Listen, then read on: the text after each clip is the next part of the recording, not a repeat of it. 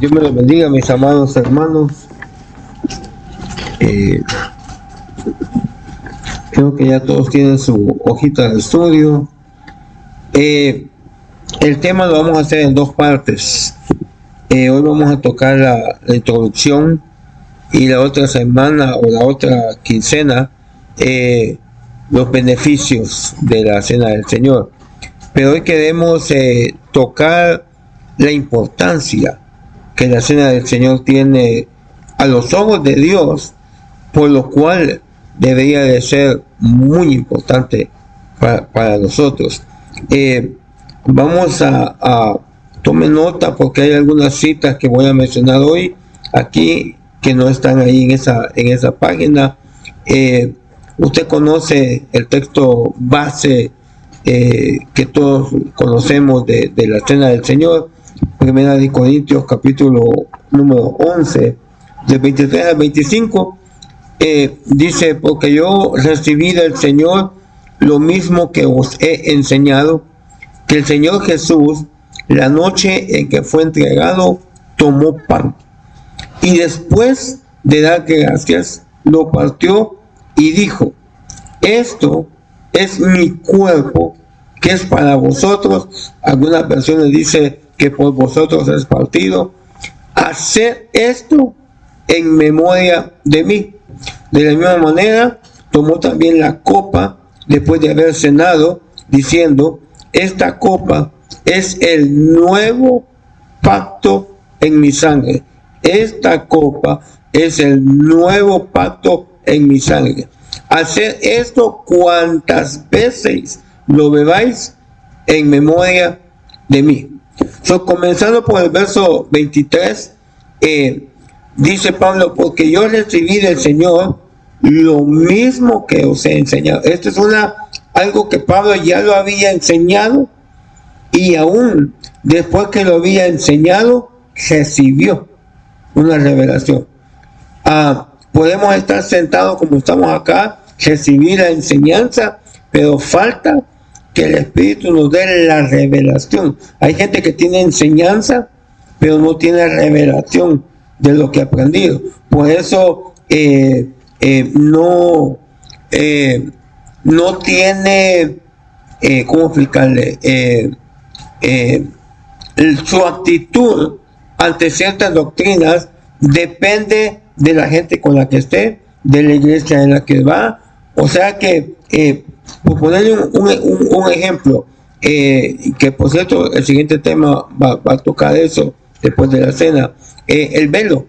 Hay hermanas que vienen a la congregación, ven que las hermanas se ponen velo y se ponen velo, pero no aprenden exactamente qué es lo que hay detrás del velo.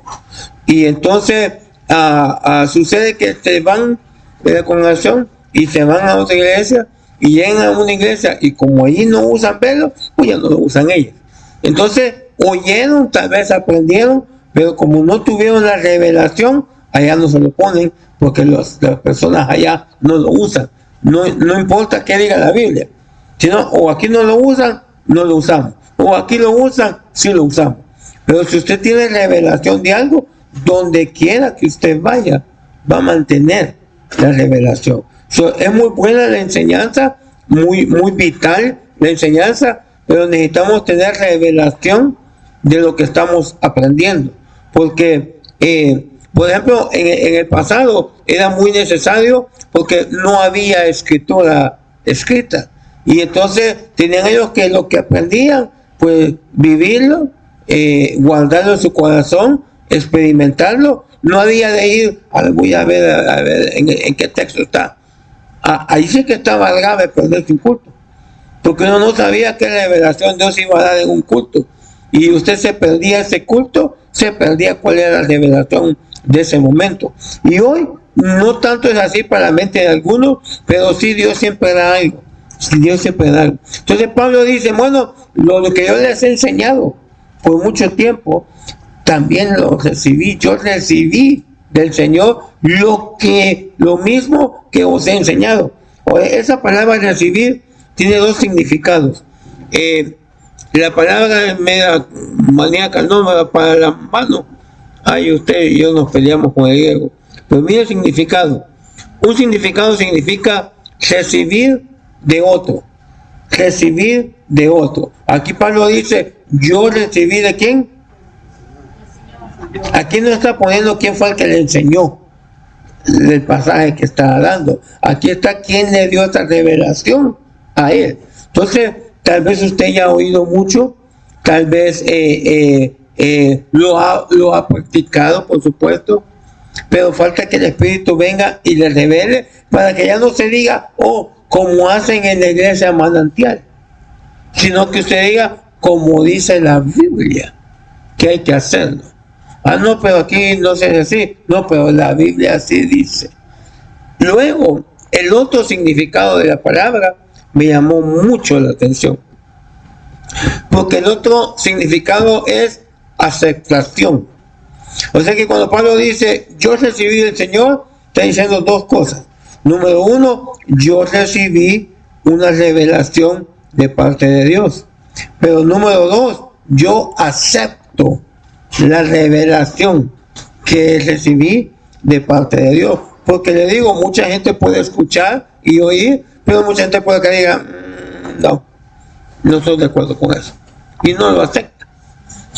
Aquí Pablo, al decir yo recibí, está diciendo dos cosas. Yo recibí una revelación, algo que ya me lo habían enseñado los hombres, pero hoy me lo dio el Señor. Y aparte me está diciendo, yo acepto lo que el Señor me dio. Entonces, para introducción, ese no es el texto base. Para introducción, usted sabe, ya lo hemos platicado, usted sabe que el pan, esto que vamos a hablar está aquí en esto que acabamos de leer.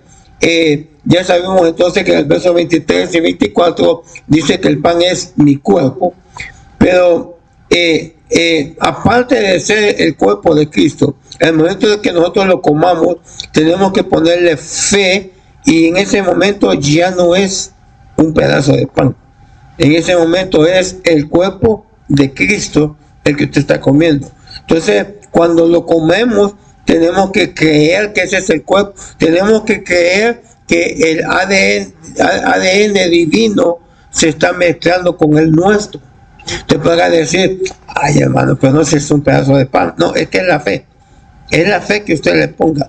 El bautismo, los diezmos, son actos que son humanos, pero que detrás de esos actos, si usted le pone fe a lo que está haciendo, hay un trasfondo espiritual. Mucha gente habla, critica o habla en contra de muchas de estas doctrinas porque no le pone la fe, sino que lo ve buenamente y dice, este está loco, ¿para qué tanto así? No. Pero si usted le pone fe a lo que está haciendo, en el momento que se oraron por esos elementos, ese es el cuerpo de Cristo. El momento que usted lo agarra en su mano y que usted lo pone en su boca, ese es el cuerpo de Cristo. Pero ¿qué representa? Eso es lo que vamos a tratar de estudiar, porque no cree usted que en un tema, en una hora, se da todo. Dios es tan infinito que esto lo podemos ver estudiar en otra ocasión y usted va a recibir otra cosa. Desgraciadamente hay gente que dice, no, para que haya la clase, yo eso ya lo sé. Y no, con el Señor, yo no sé cuántos de ustedes han oído predicaciones del Hijo Pródigo. Yo he oído pero un montonazo. Y cada vez que oigo una persona, siempre aprendo algo nuevo. O sea, no podemos llegar nosotros al nivel de decir, no, yo ya conozco todo, ya eso ya, no pueden enseñarme nada. Está equivocado. Dios es infinito. Todavía vamos a llegar al cielo y ya todavía lo vamos a ir conociendo. No quiero decir que cuando llegamos al cielo ya conocimos todo de Dios. No, todavía lo vamos a ir conociendo eternamente porque Él es infinito. Entonces, ¿qué representa este cuerpo? Este cuerpo, el pan, representa el antiguo pacto, representa el pacto de la ley. Si el pan representa el cuerpo de Cristo, acuérdense que Él ofrendó su cuerpo dando su vida por nosotros. Pero Él murió bajo las leyes que estaban establecidas en el pacto que Dios hizo con Moisés. Entonces, el pan representa el pacto antiguo. Ahora, el pacto antiguo ya no está vigente, el pacto, pero la enseñanza espiritual del pacto sí está vigente. Ya no tenemos que celebrar las fiestas, no tenemos que celebrar la Pascua, que era una de las máximas fiestas de los judíos. ¿Por qué? Porque Corintios dice que Cristo es nuestra Pascua. No vamos a celebrar la sombra, no vamos a celebrar lo que hablaba del Señor cuando nosotros ya tenemos al Señor. Pero la enseñanza espiritual de ese pacto sí la tenemos que recibir. Entonces el pan representa la ley. En el acto de la cena del Señor están representados los dos pactos, el pacto de la ley y el pacto de la gracia. El pacto de la ley por el cual Él dio su vida para que usted y yo estuviéramos acá. Y el pacto de la gracia, que es lo que nos permite, ya que estamos aquí, mantenernos acá. La ley nos hace ver nuestro pecado, nos hace arrepentirnos, nos hace acercarnos a Dios. La gracia nos ayuda para que cuando pecamos recibamos perdón de esos pecados y nos mantengamos en el camino del Señor. Entonces, el pan es el cuerpo, es la ley, y entonces en el verso 25 dice, esta copa es el nuevo pacto. El pan es el antiguo pacto, la copa es el nuevo pacto en su sangre. Entonces, la sangre representa el pacto de la gracia. Ahora, podrá pensar alguien y decir, oh, entonces la Santa Cena es algo que Dios estableció en el pacto de la gracia.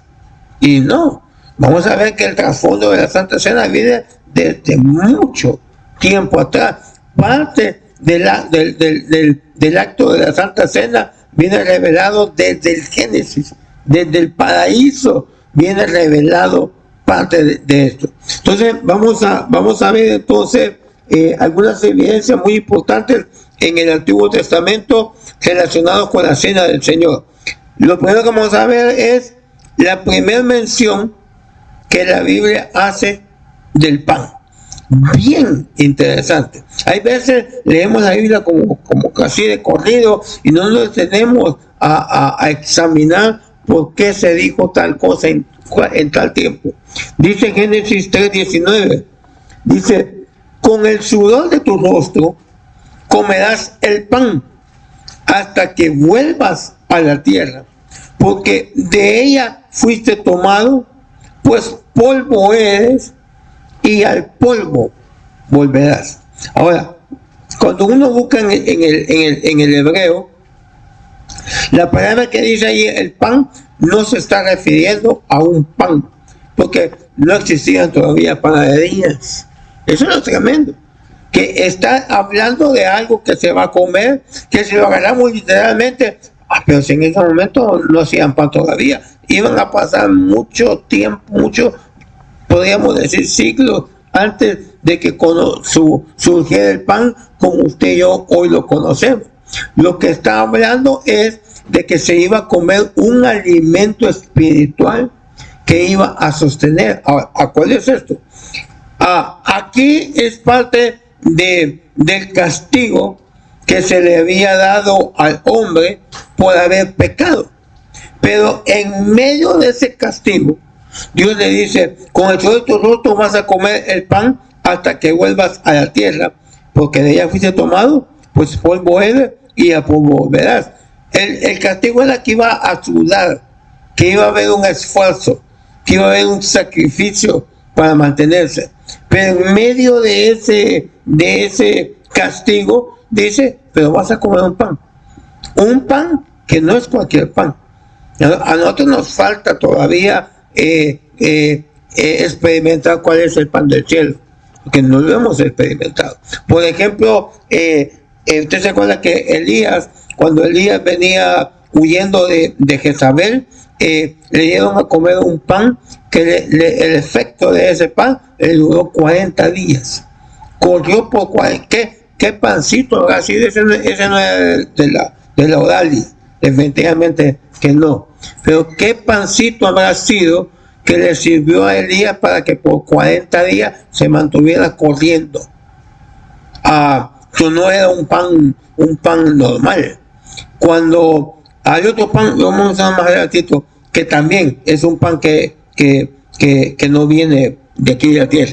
Entonces, el punto está que Dios, en el castigo que le hace al hombre, en el huerto del Edén, ya menciona que viene un alimento que tiene dotes espirituales. Viene un alimento que va a hacer algo en nosotros que lo demás comida no puede hacer. Esta es la primera vez que se menciona el pan. Ahora, el pan representa el pacto antiguo, la sangre. La primera vez que se menciona, que el primer milagro que hace el Señor en su ministerio. Mire, yo hubiera sido Dios quizás en mi mente humana carnal, quizás mi primer milagro hubiera sido levantar a un muerto. Es un milagro de esos tremendos. Y no, el primer milagro que el Señor hace, que conste, que dice que con ese milagro los discípulos discernieron que el Señor era el Mesías. O sea, ya hablaban con ellos ya sabían que él era un maestro, ellos ya estaban siendo cambiados por la palabra, pero en fue donde ellos dijeron, de plano, este es el Mesías. ¿Y cuál fue el milagro? Convirtió el agua en vino. Ahora, lo leemos tan sencillo que hay veces no le vemos lo que hay detrás del milagro. Y eso es lo que vamos a ver hoy. Vamos a entresacar algunas cosas. Verso número, usted ya lo conoce, no vamos a leer todo, porque usted ya lo conoce, pero vamos a ir al enfoque que queremos darle hoy para el tema de hoy. Dice, había allí 6 tinajas de piedra puestas para ser usadas en el rito de la purificación de los judíos. En cada una cabían 2 o 3 cántaros. La pregunta es, ¿qué es el rito de la purificación? Porque el Señor no convirtió cualquier agua en vino, sino un agua que estaba designada para purificación. Y entonces, para ir a esto, vamos a ir al libro de Números, capítulo 19. No vamos a leer todo el capítulo, pero le aconsejo que usted lo lea en su casa todo. Nosotros vamos a entresacar versículos para lo que queremos asentar en esta noche. Capítulo 19, verso 1 y 2, dice, este es el encabezado que le pone la Biblia de las Américas, le pone la purificación de los inmundos, no de los impíos, no de los inconversos, sino de los inmundos, de los que son del pueblo de Dios, pero que no andan caminando correctamente. Entonces, dice en el verso 1 y 2, dice, después el Señor habló a Moisés y a Aarón, diciendo, este es el estatuto de la ley que el Señor ha ordenado, diciendo, di a los hijos de Israel que te traigan una novilla alazana sin defecto, que no tenga manchas y sobre la cual nunca se haya puesto yugo. Ahora, usted sabe que hay diferentes tipos de sacrificios. Había sacrificios de corderos, de ovejas, de palomas, sacrificios por el pecado, sacrificios de paz, etcétera. Entonces, en este sacrificio especial, dice, tráigame una novilla. Esta era en otras versiones dice, una vaca de color rojo. No era cualquier vaca. Es más, ya en Israel ya tienen unos ciertos años, unos 10, 15 años, que ya los científicos lograron sacar la primer vaca de color roja. Ya los judíos prácticamente están esperando de que los árabes dejen el lugar de donde está la mezquita de Omar, porque ellos creen que ese lugar fue donde donde Elías fue levantado, donde Abraham fue llamado, y para ellos ese lugar tiene que ser donde esté el templo de Dios. Desgraciadamente, la mitad de ese terreno lo tienen los árabes y la mitad los judíos. En la mitad de los árabes, ahí está lo que se conoce como la mezquita de Omar. Entonces, ellos están esperando el tiempo en el que ellos van a tener posesión completa de ese lugar para comenzar el tercer templo. Y ese tercer templo es bien tremendo, porque es el tercer templo, es donde el anticristo se va a manifestar como anticristo. Se va a manifestar al principio como un líder que va a traer a todas las naciones, pero a mediados de la tribulación, cuando comienza la tribulación, él se va a sentar en ese templo, va a quitar todo sacrificio a Dios y se va a declarar como Dios. Ese templo es bien importante. Ahorita ya tienen los reyes, los sacerdotes, los judíos, ya tienen, lo único que no tienen es el arca del pacto con todas las piezas que van adentro, ya tienen a la vaca roja, ya casi tienen todo para completar el templo.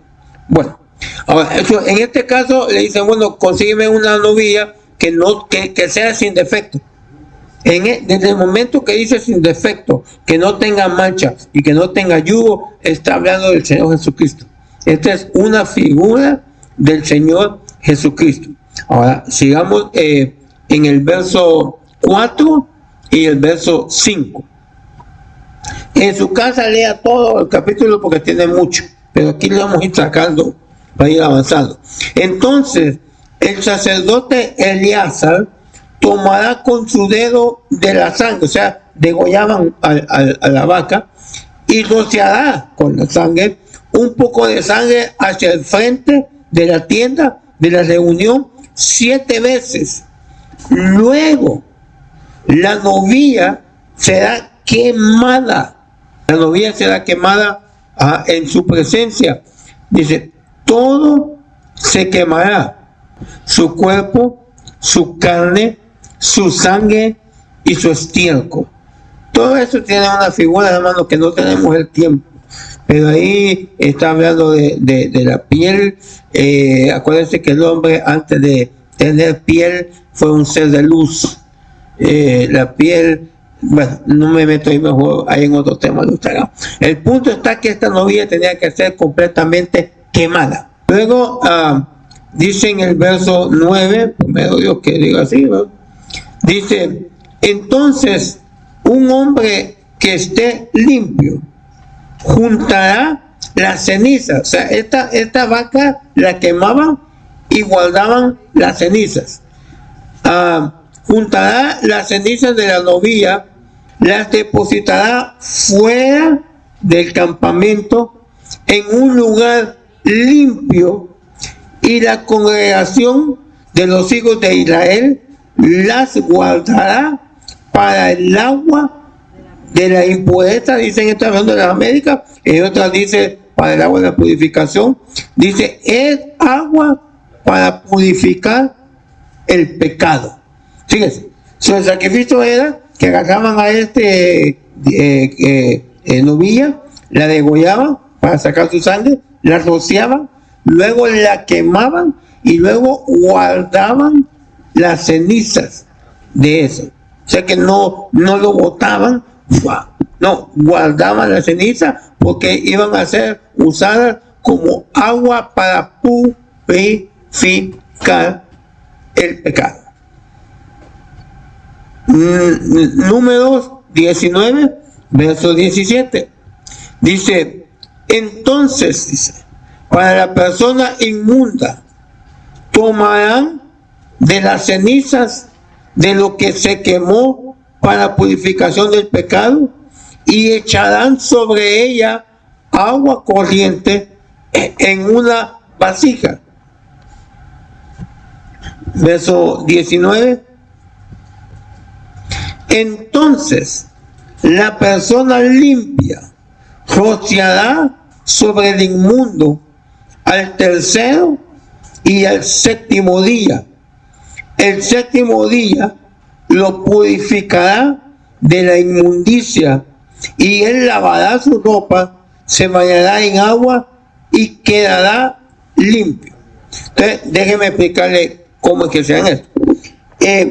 Una vez al año, y vamos a verlo más adelantito en otra cosa que vamos a tocar, había una fiesta que se llamaba el Día de la Expiación. Hoy se conoce como Yom Kippur. En ese día de la expiación, usted sabe que en el lugar santísimo, una vez al año podría entrar el sacerdote. O sea que el resto del año, todo lo que se oficiaba en el tabernáculo era en el atrio y en el lugar santo. Pero una vez al año entraba el sumo sacerdote al lugar santísimo y entonces hacía un sacrificio, y ese sacrificio se llamaba el Día de la Expiación. El sumo sacerdote, en su vestimentaria sacerdotal, tenía una pieza, y esa pieza tenía 12 piedras. Cada piedra tipificaba a una de las 12 tribus. Cuando él entraba una vez al año, él entraba en nombre de todo el pueblo. Ahora, ¿qué pasaba? Supóngase usted que el sábado pasado fue el Yom Kippur. El sábado pasado entró el sacerdote para pedir misericordia por el pueblo, por si el pueblo había pecado. Pero eso fue la semana pasada. Y viene usted hoy, y hoy pecó. Y el próximo sacrificio para limpiar pecado iba a ser dentro de un año. Entonces, ¿qué pasaba con esa persona? Para eso era este sacrificio. Este sacrificio era para que si alguien pecaba, y ya sabemos que todos pecamos, pero si alguien pecaba antes de llegar al día de la expiación, había un sacrificio para él, para que pudiera ser limpio. Y eso serán las aguas de la purificación. Ahora tiene más significado el agua convertida en vino, porque el agua que el Señor agarró era agua que estaba reservada para esta purificación. Y vino Él y la convirtió en vino. Y su sangre es el vino. Su primer milagro, que muchos desgraciadamente lo agarran hasta de chiste, de decir, pero si el Señor, el primer milagro que hizo era convertir agua en vino, entonces podemos tomar, porque lo ven humano. Pero hay un gran significado detrás. Esas aguas no eran cualquier cosa, esas aguas eran para purificación, esas aguas eran para que cuando usted pecara, usted fuera purificado. Vino el Señor y convierte el agua en vino. Y viene el Señor cuando establece el Señor y dice, esta copa es el nuevo pacto en mi sangre, ya no en agua convertida en vino, sino en mi sangre, hacer esto todas las veces. La primera vez que se menciona el pan en el huerto está relacionado con el pecado. Vas a sudar para comer este pan, parte de tu castigo, que comerás este pan con tu sudor. Y la primera vez que Él convierte, el primer milagro que Él hace en el Nuevo Testamento, convertido un agua normal, natural, en vino. Ahora, mire esto. El agua que estaba reservada para rociarse en un acto de purificación, el Señor Jesús la convierte en vino. Ya no para que se la echen encima, sino para que se la tomen. El Señor Jesús la convirtió en vino para que se tomara, dando a entender que la purificación hoy no es por fuera. La purificación hoy es por dentro. Por fuera tenemos que presentar lo que por dentro tenemos. Hay hermanos, hay iglesias, hay misiones que se esfuerzan más en que la gente se vea bonita, y no importa cómo esté por dentro. Media vez se vean bien para que no hablen mal de la organización, para que no hablen mal de la iglesia, para que no hablen mal de la familia, está bien. Media vez se vea bien, está bien. Si anda mal por dentro, no se preocupe. Pero no, el Señor está diciendo, esa purificación que antes se te rociaba encima, hoy te la vas a tomar. Miren la importancia que va tomando la Santa Cena. No es solo a mí lo personal, para mí el día de la Santa Cena es un día sagrado. Así como el día de expiación, así como la Pascua de los judíos, es un día especial, es un día, yo no sé usted, pero yo, cuando llega la Santa Cena, necesito pedir perdón. Hermano, ¿usted peca? Sí, hermano. Porque cuando nosotros sabemos hacer lo bueno y no lo hacemos, eso nos cuenta como pecado. No le cuento lo demás porque se va a decepcionar, pero le puedo asegurar que todo es pecado. Todos necesitamos esa limpieza. Ahora, esa limpieza, bueno, le voy a decir algo ahorita. Vamos a ver dos figuras de la cena del Señor en el Antiguo Testamento. Número 1, Génesis capítulo 14, verso número 18. Génesis 14, 18. Dice, entonces, perdón, me adelanté. No me voy para atrás. Entonces Melquisedec, rey de Salem, sacó pan y vino. Él era sacerdote del Dios Altísimo. Yo soy una persona que creo firmemente que la persona que debe ministrar la cena del Señor tiene que ser un ministro, no cualquier persona. ¿Por qué? Porque, por ejemplo, en el acto de la ley que vimos, dice que una persona limpia tenía que hacer el acto de combinar la sangre, el agua con la ceniza y ponerse a la persona que está inmunda. Una persona limpia. Pero, ¿quién puede ser limpio, la verdad? La verdad no hay ahorita, el único es el Señor. Pero el Señor, antes de partir, Él dejó ministros. Ahora, no nos vamos a ponernos, ¿y será que ministro anda bien? ¿Y será que anda mal? Eso va a ser, al final, vamos a dar todos cuenta. Y el ministro va a dar cuenta de sus actos. Pero acuérdense que Dios respalda el ministerio muchas veces más que el ministro. ¿Saben ustedes? Les voy a dar un ejemplo de eso. Cuando a Caifás le llevaron al Señor Jesús, dijo, es mejor que un hombre muera, ¿cómo que digo? ¿Cómo? Por el pueblo, y no con nosotros. Él, y dice Juan, una nota, Juan dice, esto lo dijo porque él era el sumo sacerdote en ese tiempo. Dios le dio una revelación no porque a Caifás andaba bien, sino porque era el sumo sacerdote, la persona que tenía que recibir la revelación para el pueblo. Dios puede respaldar al ministro, aunque hágalo con oídos circuncidados. Dios puede respaldar al ministro, aunque el ministro ande mal, porque quiere bendecir a su pueblo. El ministro va a dar cuenta, porque mire, Judas puso manos, y hubieron sanidades, y hubieron liberación de demonios, pero al final se terminó ahorcando. Hay una frase que decía el hermano Otonel Ríos Paredes, que decía, cada milagro, cada obra, cada cosa que Judas hizo, él no sabía que cada una de esas cosas era un hilito del lazo con el que después se iba a ahorcar. Dios en una ocasión dijo, si ustedes se callan, las piedras van a hablar por mí.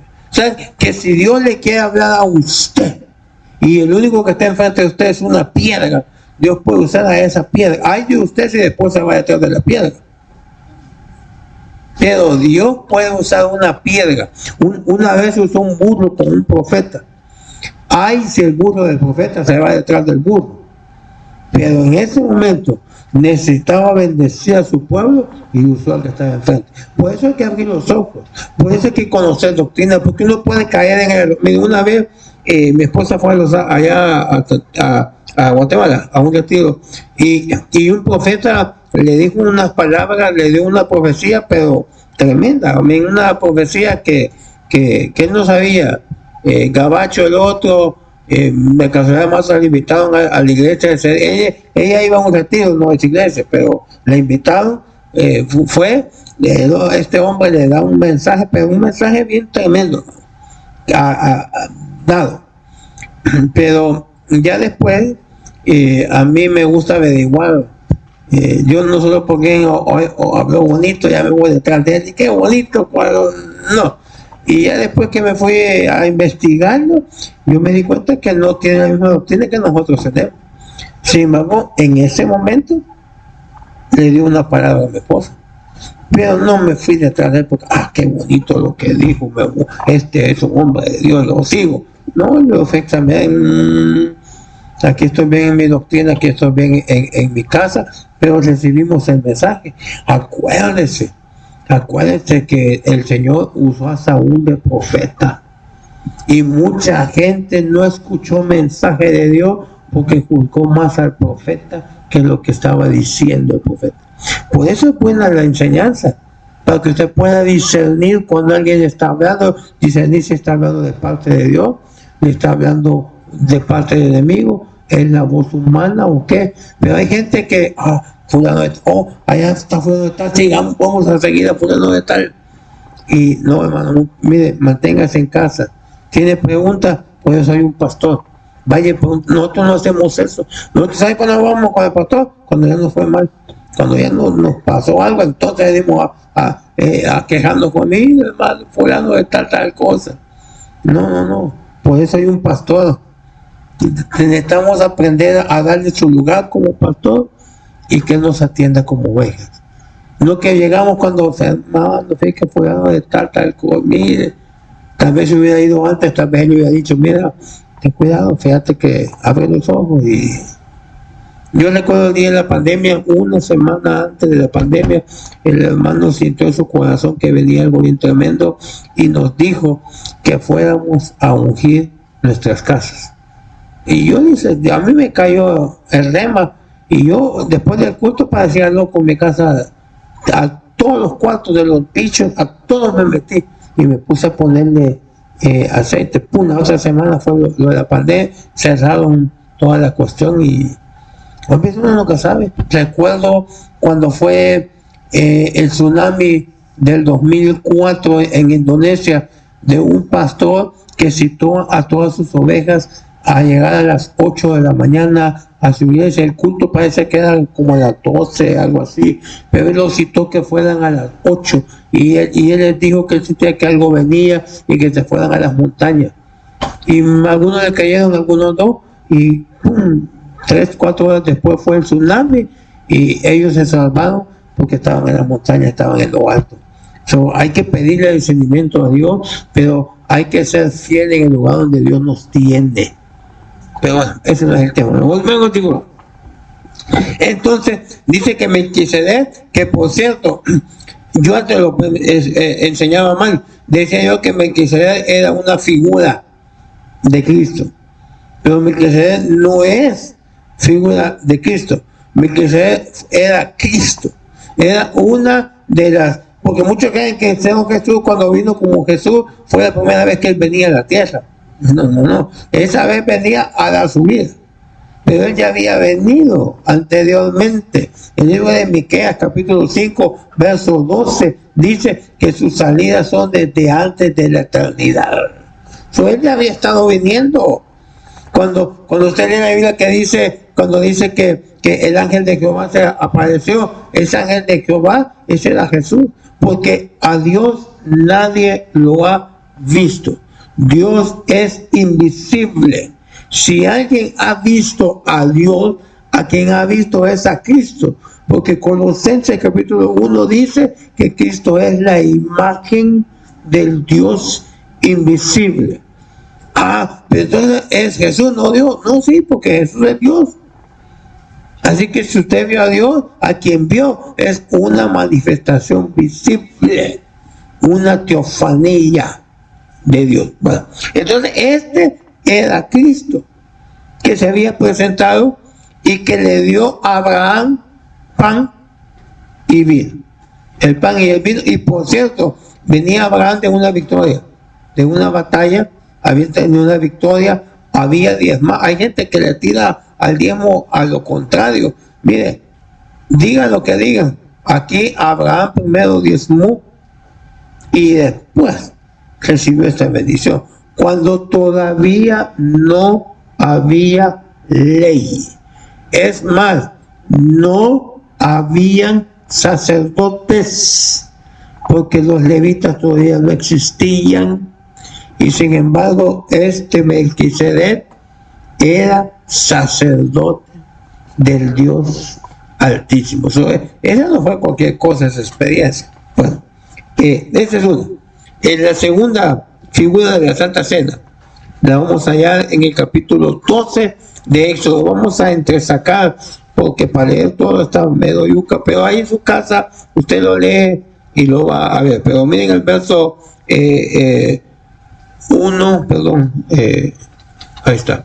En el verso 7, déjenme ver, creo que me pasó una... sí.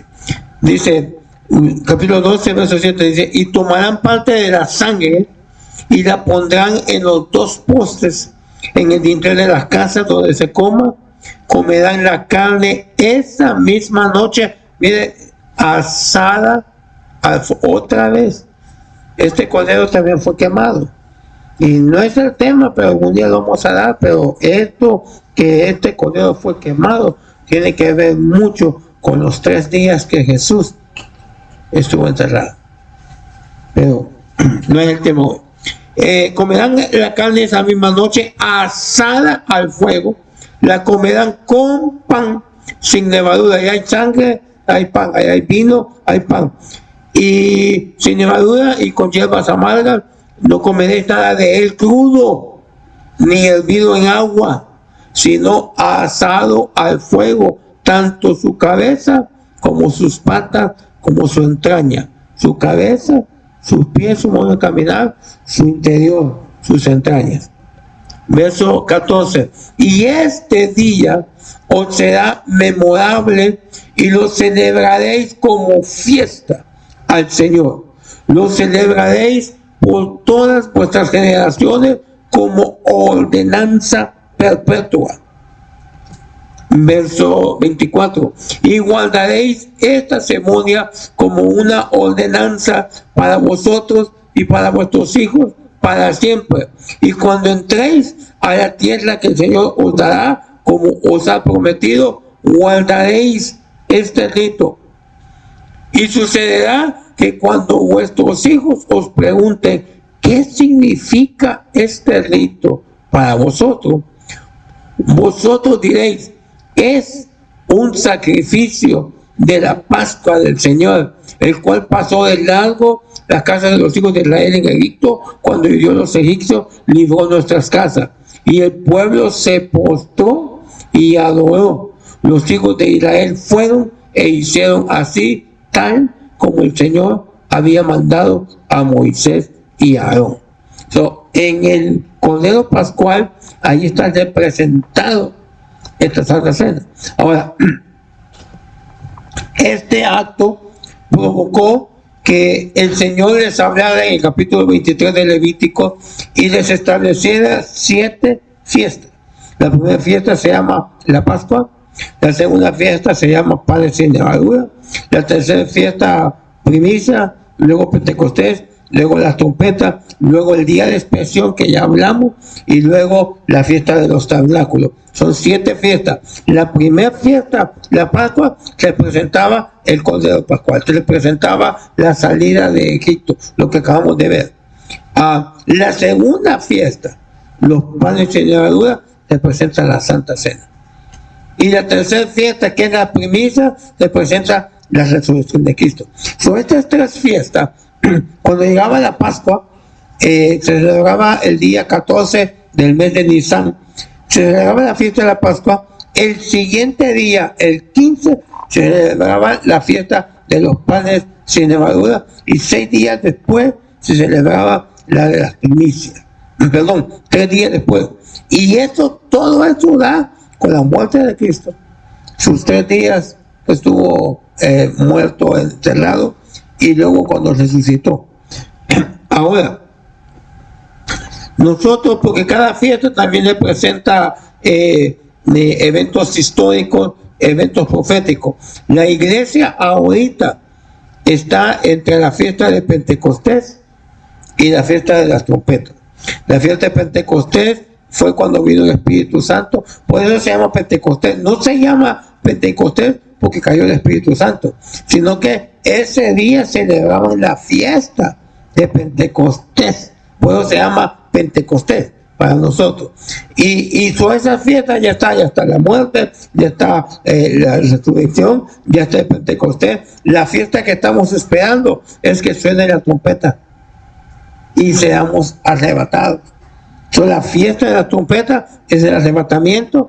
El día de expiación es la segunda venida de Cristo, cuando Dios viene a tratar con Israel, porque ahorita no está tratando con Israel, ahorita está tratando con la iglesia. Ahorita nosotros somos el foco de atención de Dios, pero cuando nosotros seamos arrebatados al final de la gran tribulación, Él regresa para seguir el trato con Israel. A Israel le dijeron en Daniel capítulo 9, verso 27, que habían 70 semanas designadas para Israel y que iban a matar al Mesías en la final de la semana 62, y luego iba a haber otra semana, y luego la semana 70. Eso es lo que se llama la gran tribulación. En esa semana 70 es cuando viene el Señor a seguir tratando con el pecado de Israel. Y luego la otra fiesta, pues es de los tabernáculos. Ahora, y luego dice, la iglesia tiene que pasar por estas 4 fiestas antes de participar de la quinta. Muy interesante. Tiene que participar de la Pascua, panes sin levadura, la primicia, Pentecostés, y luego con las trompetas. Ya nosotros ya participamos y tenemos esas fiestas. Por eso es la importancia del Espíritu Santo. El Espíritu Santo, hay gente que no lo acepta, hay gente que dice que ya no es para este tiempo, hay gente que se va en contra de que el Espíritu Santo se mueva hoy. Sin embargo, están muchas iglesias, por no tener Espíritu Santo, están haciendo cosas humanas para atraer a la gente. Están suplantando lo divino con cosas humanas para atraer. Están tratando de que la iglesia se sienta bien, qué es lo que le gusta a la iglesia, cómo podemos, en vez de que la iglesia se convierta y ella busque cada vez más las cosas de Dios, le están buscando qué es lo que le pueden dar para que la iglesia se entretenga. Bueno, ahora bien, hay solamente 2 ritos establecidos para la iglesia, y ambos están relacionados con la muerte de Cristo. Uno, el bautismo de agua, que fue el tema que vimos hace 2 semanas, los beneficios, cuáles que estudiamos que eran necesarios para poder entrar al reino de los cielos. Tiene mucho que ver con la resurrección del Señor. Ese es uno de los ritos. Y el otro rito que quedó establecido es la cena del Señor. Ahora, otra cosa muy tremenda. Hay 7 pactos en la Biblia. Hubo un predicador en los años 1800 llamado Scofield, que le llamó 7 dispensaciones, pero en realidad no hay 7 dispensaciones. La Biblia solo menciona una dispensación, que es la dispensación de la gracia en Efesios capítulo 3 verso 2 y capítulo 3 verso 9. Esas son las únicas 2 veces que la palabra dispensación aparece en la Biblia. Lo que aparece son pactos. Pacto con Adán, pacto con Noé, pacto con Abraham, pacto con Moisés, el nuevo pacto. Por eso estoy mencionando esto, porque el Señor Jesús dijo, este es mi sangre del nuevo pacto. Este momento que estoy dando esta sangre, el pacto anterior queda. no eliminado en el aspecto que nos sirve, sino que entraba otro pacto en función, que es el pacto de la gracia. O esos pactos, uno en inocencia, Adán en el huerto antes de caer; 2, la conciencia, Adán de fuera del huerto después de caer; 3, el gobierno humano, cuando Nimrod, cuando empezó Babel, cuando empezó lo que hoy conocemos como gobierno. El número 4, la promesa, que fue con Abraham. Número 5, la ley, que fue con Moisés. Número 7, la gracia, que es con la iglesia. Y número 7 es el reino, que es la última limpieza antes del juicio final, ya para entrar a la eternidad. Ahora, ¿qué tan importante será este acto de Dios, de la cena del Señor, que Dios lo menciona en 3 pactos? Por eso le expliqué ahorita los diferentes. Cada pacto es un estudio bien tremendo, pero nomás le quería que usted viera que hay cierto pacto, pero Dios menciona la cena del Señor entre. ¿Qué tan importante será para que Dios haya tomado el tiempo de mencionarlo en 3 pactos? Lo mencionó, número 1, en el pacto de la promesa, con Abraham, cuando Melquisedec se apareció con él. Número 2, lo mencionó en la ley, cuando le dio a Moisés las leyes y tuvieron la fiesta de la Pascua. En el mismo pacto de la ley lo puso con Cristo, porque acuérdense, Cristo no vivió su ministerio en la gracia. Cristo vivió su ministerio en la ley. Cuando Él murió, entonces comenzó la gracia de Dios. Su Cristo no estuvo como sacerdote en la gracia, estuvo en la ley y murió bajo los reglamentos que la ley estipulaba que tenía que morir. Entonces, en el mismo pacto de la ley lo mencionan al principio de Moisés y lo mencionan al final con Jesús. Y luego, en el pacto de la gracia, a Pablo se lo revela en 1 Corintios capítulo 12. ¿Qué tan importante será que Dios lo mencione en 3 pactos? No es un acto cualquiera. Mire, desgraciadamente nosotros a veces no le damos el lugar que merece. No se lo damos. Número 1, o no venimos, no entendiendo de que este acto es un acto de purificación. Ya vimos la figura con las aguas de purificación. Y dice, 1 de Juan capítulo 5, verso 17, que si alguno ha pecado, la sangre de Cristo limpia.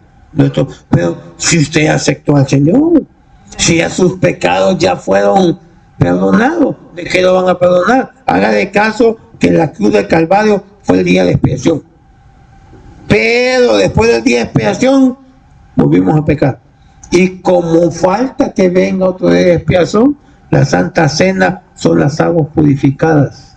Por eso es importante, hermano. Por eso es, mire, no se lo pierda, hermano. Hay bendición, hay misericordia, hay limpieza. Hay iglesias que solo lo hacen una vez al año. Hay iglesias que ni lo... Hay iglesias que le dicen tienes que estar casado, estar esto, tener acá o tener acá, para que lo puedas realizar. No, las veces, eso lo vemos en detalle de la otra semana, no hay un límite de cuántas veces se puede tomar. Mire, si fuera necesario y lo quiere tomar todos los días, tómela. No, la Biblia no prohíbe cuántas veces. Lo que dice es que cuando lo hagamos hay ciertos requisitos que tenemos que cumplir, que es lo que vamos a ver en el próximo tema. ¿Cuáles son los requisitos y los beneficios? Hoy solo vimos la importancia que Dios les da. Hoy yo traté de enfocarle a usted en su mente eso para que usted le ponga la misma importancia. No es de, ¿y quién es el que dirige?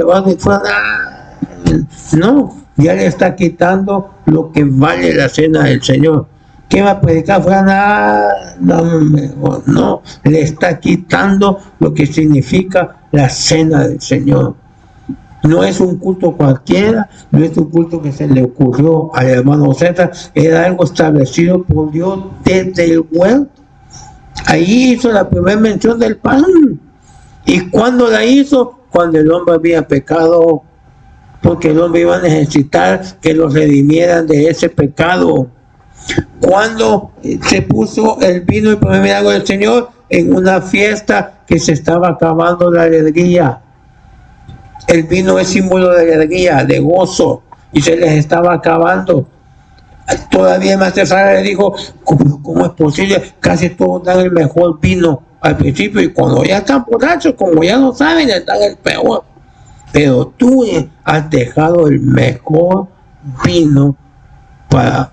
Y eso lo dijo el Maestro Sara, dice, porque él no sabía. Solo los que llevaban el agua sabían que esa había sido agua, que no era vino. Muy tremendo. Entonces, hermanos, no nos perdamos la cena del Señor. Ahora, para terminar, esto lo vamos a ver un poco más la otra semana. Dice, porque mi carne es verdadera comida y mi sangre es verdadera comida. Hay una figura bien tremenda. En el libro de Apocalipsis menciona que allá en la eternidad va a haber un grupo de personas que para mantenerse con vida van a tener que comer del árbol de la vida. Y dice que el árbol de la vida da 12 frutos al año, da un fruto por mes. Ellos para mantenerse van a estar comiendo de ese árbol de la vida eternamente. Hay muchas iglesias que al no tener doctrina piensan que somos nosotros los que vamos a estar comiendo del árbol de la vida. El árbol de la vida, por cierto, representa a Cristo. Usted va a ser esposa del Cordero. Usted no necesita estarlo comiendo constantemente allá, porque usted va a estar a la par de él. Es más, usted va a ser uno con él. Porque la idea de esposa es que cuando se juntan son una sola carne. Nosotros vamos a ser una sola carne con él. Estos que van a estar comiendo de la vida no es la iglesia de Jesucristo. Acuérdense que hay diferentes grupos de salvos. Están los judíos, están están los que después de Moisés murieron, judíos. Estamos nosotros, los cristianos. Están otros salvos, que son los que murieron antes que Moisés trajera la ley. Ahí también hubieron muertos y ahí también hubieron salvos. Luego hay otros salvos que menciona Apocalipsis, que cuando pase todo el despelote que viene, dice que las naciones van a juntarse en la Nueva Jerusalén. ¿Cuáles naciones? No El Salvador, ni México, ni Guatemala, esas van a ser destruidas, pero son otros grupos de personas que van a quedar. Entonces, cada grupo de personas va a tener diferentes formas en que va a pasar la eternidad. Y algunos van a tener que comer de ese árbol. Usted y yo no. Ahora, pero en este tiempo, ahorita, sí tenemos que estar comiendo. Sí tenemos que comer. Si usted deja de comer, mi hermano, se muere. Sí, el problema con nosotros es que comemos mucho. Ya nos acabamos todas las comidas, dice, según la ciencia, ya nos acabamos ahorita toda la comida que nos tocaba para los próximos años, ya la estamos acabando. Pero tenemos que comer para mantenernos con vida. Por eso es que el Señor habla mucho de comida. Y el texto que leímos, mi carne es verdadera comida, verdadera bebida. El Señor habla mucho de comer en la Biblia. Desde el principio, vas a comer con el sudor, vas a comer. ¿De qué está hablando? ¿Coinonía? Sí, está buena coinonía, pero no está hablando de coinonía. No está hablando de ir a comer después del culto, está hablando de comida espiritual. Y la comida espiritual que usted y yo tenemos se llama la cena del Señor. Entonces, para ir terminando, todo lo que pidamos, dice por allá de Juan, capítulo 3, verso 22, y todo lo que pidamos lo recibimos de Él. ¿Por qué? Número 1, porque guardamos sus mandamientos. Y número 2, hacemos las cosas que son agradables delante de Él. Sí, ya me pasé un poquito. O hacemos las cosas que son agradables delante de Él. Perdona lo que le voy a decir. Háganlo con oídos circuncidados. Tómelo como un consejo. Al saber hacer lo bueno y no hacerlo, nos cuenta como pecado. Entender que Dios ha establecido algo para limpiarnos y no venir buscar otras cosas en lugar de buscar ese alimento, eso es saber hacer lo bueno y no hacerlo. Eso es pecado. No le quiero sonar legalísticamente, pero saber hacer lo bueno y no hacerlo es pecado. No se pierda, hermano. Ahora, tampoco le va a decir, si usted no come al Señor le va a caer un juicio y no quiero caerle en eso. Pero hermano, oportunidad que podamos comer lo que Dios nos dé, ¿no lo quiere comer usted? ¿No lo quiere participar? Y esto, Él lo dejó como un acto de purificación, que otra semana vamos a verlo, va a ver cómo está relacionado aún con la resurrección de los muertos. Es bien tremendo la Santa Cena. Ahorita yo le quise mostrar que usted viera qué tan importante es para Dios, cómo es que Dios desde el principio lo estableció, porque es y yo creo que si para Él es importante, debería de ser importante para nosotros. Amén. Déjenme, estas son las actitudes de un discípulo. El otro tema, vamos a ver mejor esto. Dice, al atardecer estaba Él sentado a la mesa con los 12 discípulos. La cena del Señor es para discípulos. ¿Usted se considera un discípulo del Señor? Tiene que participar. Hermano, pero ando mal. La Biblia no nos prohíbe que la comamos. Lo que sí nos exige que nos compongamos. Porque si la seguimos tomando mal, enfermedad, debilidad, muerte. Eso vamos a ver la próxima semana. En el próximo tema vamos a explicar un poco mejor, porque vamos a ver cuáles son los beneficios, y entre los beneficios hay sanidad. Por eso se ha tomado hacer eso, aunque yo lo veo un poco tremendo. Mira, la Santa Cena es algo que es personal, ¿okay? Es un momento de encuentro entre Dios y nosotros. Yo creo que algunas veces Dios puede poner el sentir de ministrar a alguna persona Santa Cena en el hospital, ya sea porque está enfermo, tal vez como un acto de purificación, pero yo creo que también muchos pueblos cristianos lo han agarrado como una imitación de los santos óleos que tienen los católicos. Los católicos tienen una costumbre de hacer unos ciertos ritos antes de que una persona muera, y yo creo que algunos, por no entender exactamente lo que es la Santa Cena, han tomado la Santa Cena como una varita mágica que te puede hacer esto tal vez la persona que está en el hospital tal vez no es ni cristiana y quieren que uno le vaya. No es para eso, la verdad no es para eso. La Biblia no dice que sea para eso. Puede, como digo, que el Señor ponga un sentir de que alguien tal vez el Señor le ponga a alguien, mira, está pasando esto porque tal vez pecó por esto y esto, necesita ponerse a cuenta. Por eso es que Dios deja un pastor.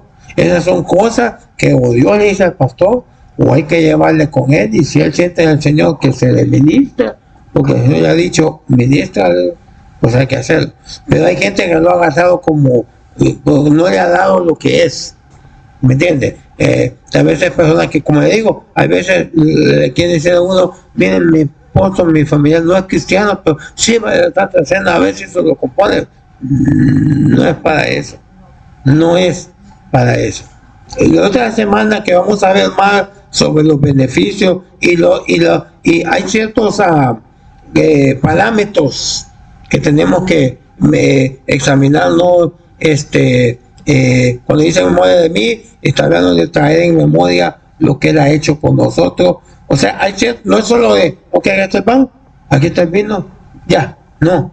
Yo creo que hay que ponerle tiempo, hay que ponerse uno cuenta antes de tomarla. Tiene uno que tener un tiempo para decirle al Señor, yo sé que estoy mal, yo sé que no merezco, pero tampoco me voy a negar ayúdame a limpiarme lo que sea que me tenga que limpiar, la voy a tomar porque tú me lo estás mandando, pero ayúdame a limpiarme.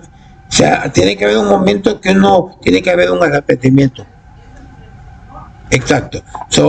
No es que yo se la voy a servir a alguien como una medicina, no, porque le quitamos, vamos a estudiar por qué dice, este es mi pacto. Ahora, usted tiene que estar dentro del pacto primero para recibir los beneficios, pero no sabe ni qué es el pacto. O sea, no, creo que mucha gente por esta falta de entendimiento la ha querido usar para cosas que no es. ¿Sí?